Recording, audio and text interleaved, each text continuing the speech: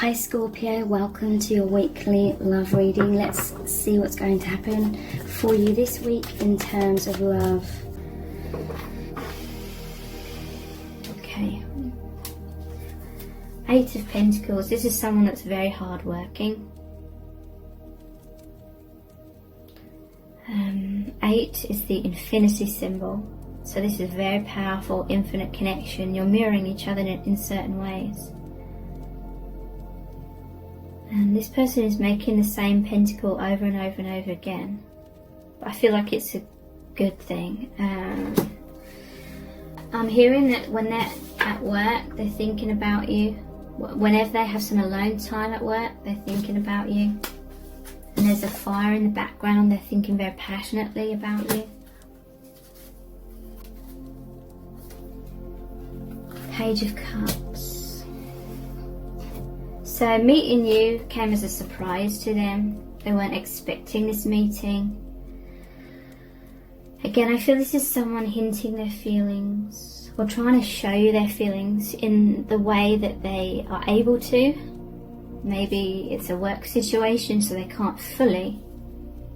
Could have met at work, maybe. Maybe it came as a surprise to you that this person liked you. Maybe for some reason you just felt like they wouldn't see you as their type. Or it could be anything. Maybe you just didn't see. Maybe they were working hard for you to realize that number 8, that infinity symbol, that connection that you have. They felt it. There was a fire within them that burnt away illusion. They could see the truth. They were working hard in some sort of way. And it came as a surprise to you when you realized that this person liked you.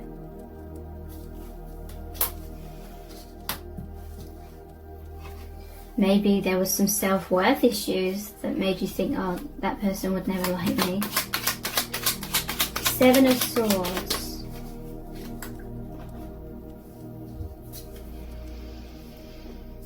Wow, 7 of Pentacles. 7s may be specific. You may be seeing 7.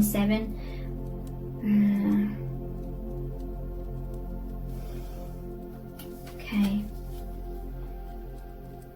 Maybe someone's invested a lot. They've put a lot of time and effort and energy into something in their life. That may be why there's the 2 of Pentacles here, because this is about trying to keep everything afloat, even though emotionally they may be feeling like things are falling apart. Because, like I said, it normally shows a storm and there's a ship on there, shipwreck. Maybe they put a lot of work into something, but meeting you was a surprise. They weren't expecting it.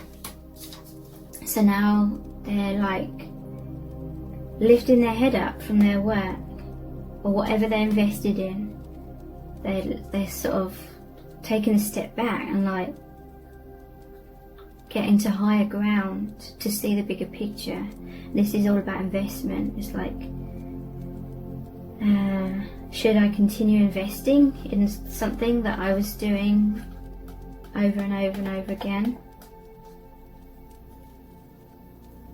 Should I keep investing in this? Or it could be that they were just so focused on the 3D, and then they had awakening. They sort of stood up and could see the bigger picture. Stopped to smell the roses. But this may be what's making them feel uncomfortable.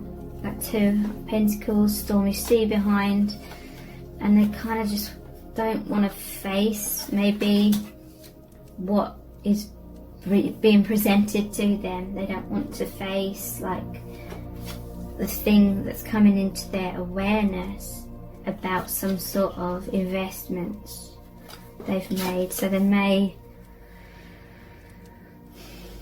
feel like they have to sort of get away or just not think about that at this time. Your soulmates, 6 of Cups. You've shared past lives together. You may have had black and white thinking in the past. This person, their head's poking up above the crops. above the surface, and things are becoming more colourful, coming into the light. Things are becoming less black and white, and maybe this is creating some confusion for this person. Something's falling away into the past, and you're in the present moment together. This is this card means someone from your past returning to your life. Could be someone that you knew in the past, could be a past life connection. This is a reunion card as well, and about healing of the inner children. There's an innocence to this connection, but like I said, they may be beating themselves up and feeling bad. Maybe they feel like they're deceiving someone, if there's a third party, for example.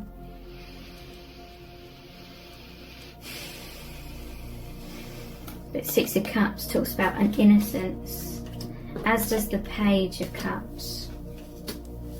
Love is never a bad or evil thing. Sometimes, you know,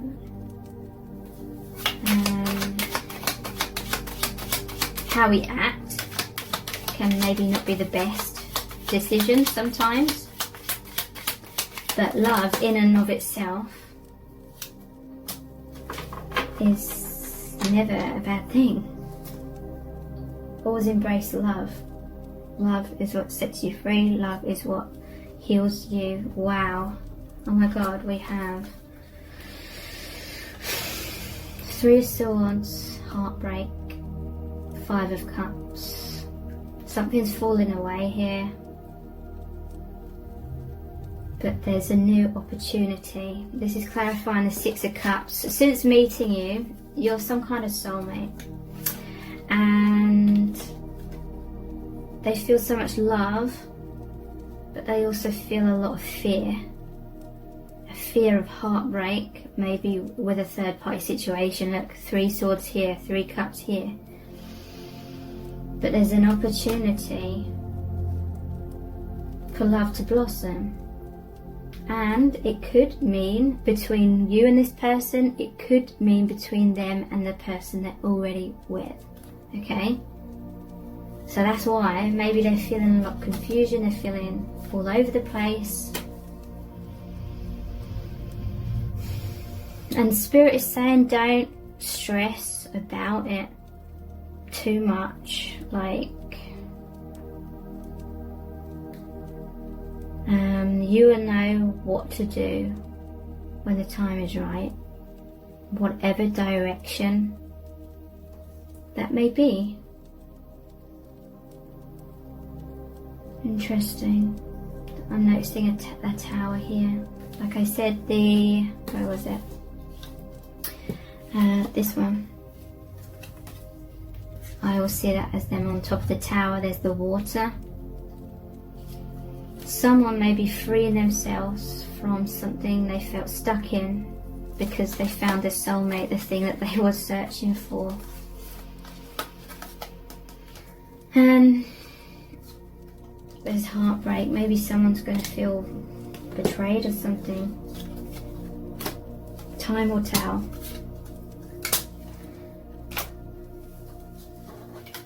Okay, so let's look at some oracle cards.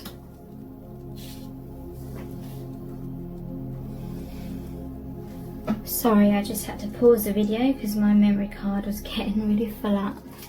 Okay, so what's going on in your connection right now? Here's the Chakra Wisdom card. Third eye chakra.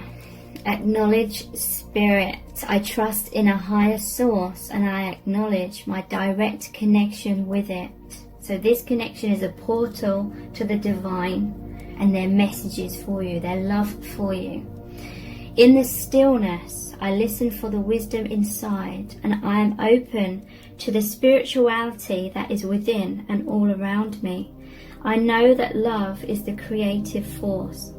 So yeah, someone or both of you are feeling very creative right now.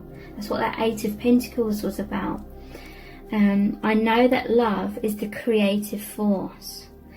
I meditate and I welcome mystical truths. I am open to seeking guidance in my spiritual quests from a spiritual teacher, master or guru.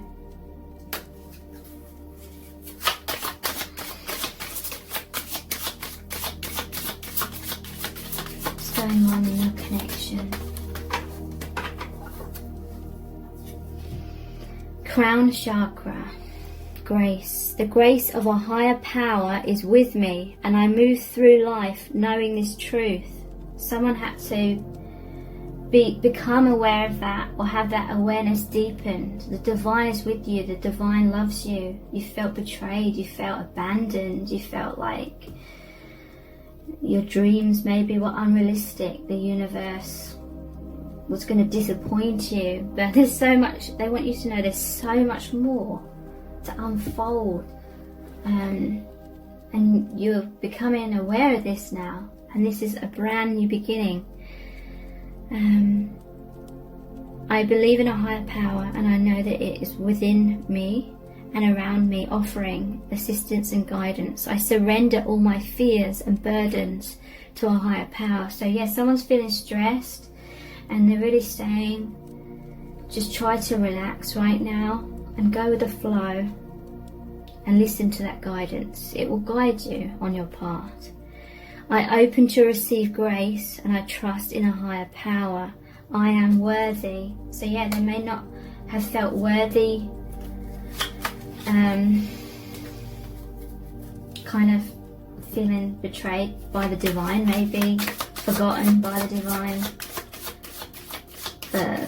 That realization, or that belief, is coming to an end. They're having a realization that they are so loved. What's going on in your connection? Solar plexus, oneness and unity. I accept the oneness of all life, and I know I am one with all others on this journey. I support them and let them support me. I am brave and not afraid to ask for assistance. I allow myself to empathize and sympathize with others, and I choose to see the love in all around me. I see everything as a part of my own life, and I accept others for who they are. I find common ground with others rather than differences, as this brings harmony into my life and into theirs. Okay, let's look at this deck next. What's really going on in your connection right now? What's happening here? We have Weather Hathors, deep love, mother's milk, birth as a portal. Okay, so interestingly, and this may not be relevant to this reading, but it's reminded me of a download I had very recently about the portal, birth as a portal, like the vagina, the womb is like a portal to the higher realms. Someone needs to hear that. You know, I feel like someone is like angry at a divine masculine because they feel that the divine masculine just always wants to have sex, and that's what the divine masculine is preoccupied with. But there's a message, and it's only for maybe for someone specific, or a very few amount of you. There's a message here that this person, they seem preoccupied with having sex with you or wanting to have sex with you, but it's because they, deep down in their soul, they're wanting to reconnect through that portal within your body to the divine. So that is a message that came through. But yeah, more generally speaking, there's deep love in this connection. This connection is a portal for you to realize the deep love from the higher realms, from your soul family. I feel like a kid, like laughing, saying those words. Star brothers, Horus energy, protection, loyalty, safety, trust. So your connection is protected by the divine. The love that you share with this person is loyal. No matter what happens, like in the 3D, their love for you will always be true. The love for you will always be there. They will feel protective of you and of this connection. This is saying it's safe for you to trust.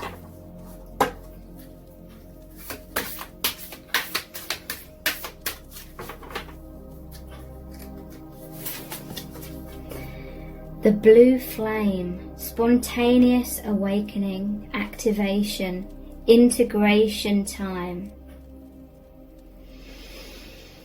Okay, so this connection is helping you to integrate all aspects of yourself, that your inner earth, it's like your inner self and the world around you, your 3D, 5D, you're balancing. You'll survive this. New solutions and beginnings. So we're going to finish off with a Rumi Oracle card. What is the very important message for you from the divine? That's too many cards. There was the lion and the deer, and beyond death, life. 22 and 1.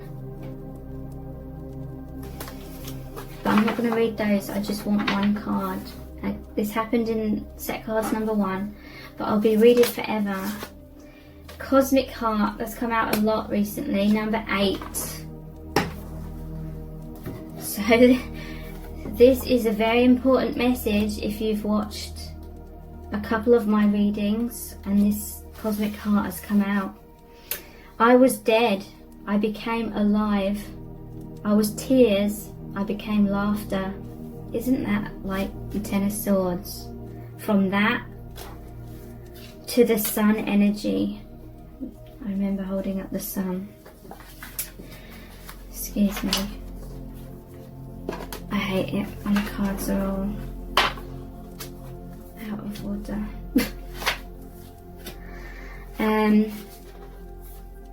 I was dead, I became alive. I was tears, I became laughter.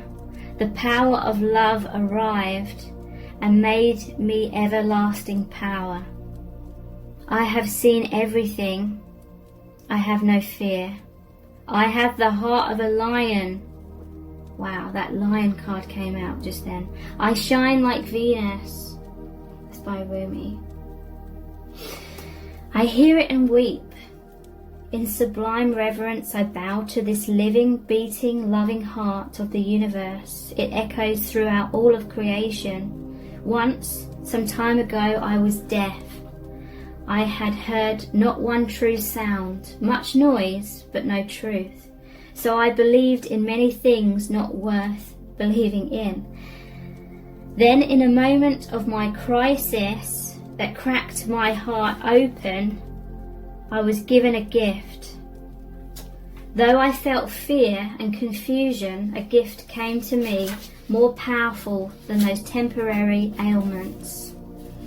That gift was the ability to hear the sound hidden beneath all of life. I heard it, that sacred sound of the beating heart of universal love. Now I know that belief in unworthy things like fear and doubt is lunacy. Even my loneliness became unconvincing to me.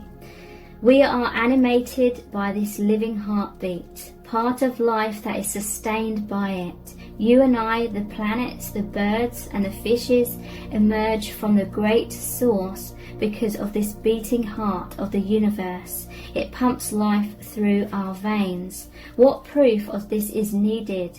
You live. That is the proof. I hear it everywhere now. It has become so loud, louder than any word of fear. It resonates through my soul and eclipses any tremor of anxiety. There is a time on the journey of love when the beloved, that would be you and me, sweet soul, is prepared to engage more completely with the heart of the divine lover. The preparation will be a rich process, spiritually speaking. It may also feel like being beaten, pummeled, simmered and stirred in the pot of the divine master chef to become a sacred and savoury meal fit for the most heavenly of feasts.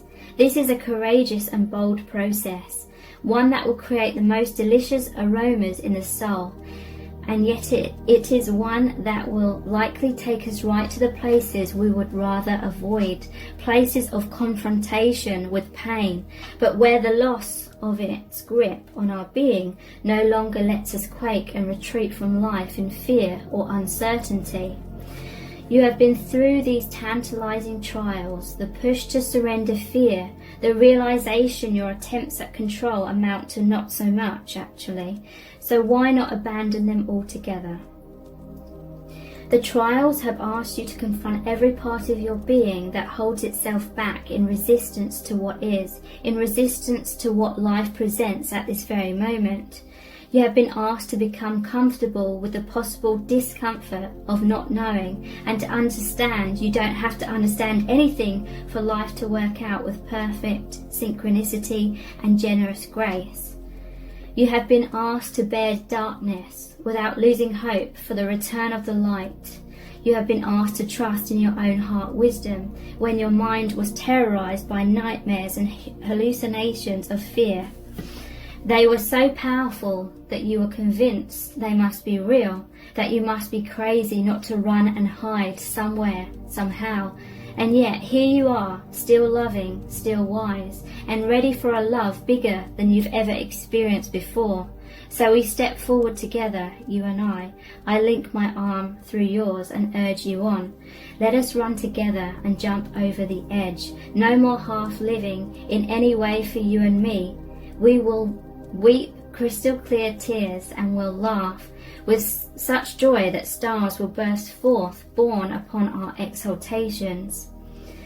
We will hear the beating of the cosmic heart pounding in our ears, and how we shall dance to it. That sacred intoxicating rhythm moves hips and hands and hearts, raising the soul from slumber. But that heart does beat so loud, it can be startling to the parts of you unused to such wild, unconditional affection and rowdy playfulness. You may worry that this great love is not going to be careful enough with you. What if you get tossed around in the great oceans of love? You will surely be disoriented and become lost to the world you once knew. How then will you know where to go? Fear not, my soulmate. Love has its wisdom and its way. We shall become lost in its genius together. Whilst our minds are tipped this way and that, tumbled in love's great waves, we shall be forced to surrender our useless intelligence and become mindless. Then how easy it shall become for the perfection of love to guide us, for there shall be nothing within to question and resist. We will no longer have to find the way, for we will have become the way. This oracle comes with special guidance for you. More love is rushing towards you like a great cosmic tsunami. You will struggle with this blessing to the extent that you will attempt to hold on to what has been. So don't let go. Let it move you. You'll perhaps get some water up your nose, but nothing will come to you that you cannot handle. You'll be dishevelled somewhat, undoubtedly, yet as you are washed up upon love's shining shore, keeping every hair in place will be the last thing on your mind. You'll be too caught up in the wonder of perfection, realizing how deeply loved you are and how unnecessary it is to contrive a way to live your purpose. Instead, you'll have no idea what's going on. You'll be surrendered in passionate embrace, with life simply being your exquisite, crazy, unique self, saturated with divine love. It will drip from you, out of your feet, your eyes, your voice, your touch. You'll water the earth with love's oceanic presence. Oh, how the tsunami will deliver you into your divine destiny. No need for any contrivance. Let your hair get messed up. Your destiny awaits you now. So thank you so much. Take care. Bye.